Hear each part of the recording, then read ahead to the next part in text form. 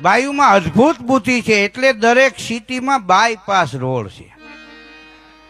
હા, તમે આખા વિશ્વમાં આટો મારો, બધે બાયપાસ ભાઈ નાપાસ. ક્યાંય ગામડામાં તમે બાયપાસ શેરી જોઈ નહીં, બાયપાસ ભાઈ નાપાસ. હા, વિચારવા જેવું.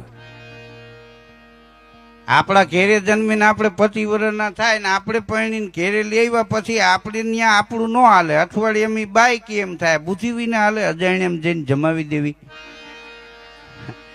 હા, અઠવાડિયામાં કે વાડી અમારી, ભેંસ અમારી, ગાડું અમારું, ઓયડો અમારો, ને આપણે હારાને ઘેરે જઈને કહીજો ઓલી પાડી રહી અમારી, ન્યા મારે.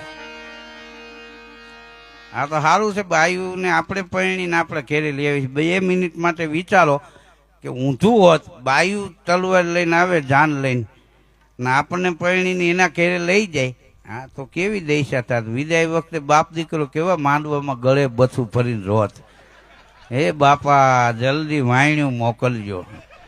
ને સવારે નવેડામાં લુગડા ધોતા હોત, ધોકો મારે બીડી ઠરી જાય. હા, બાયુમાં અદ્ભુત બુદ્ધિ છે.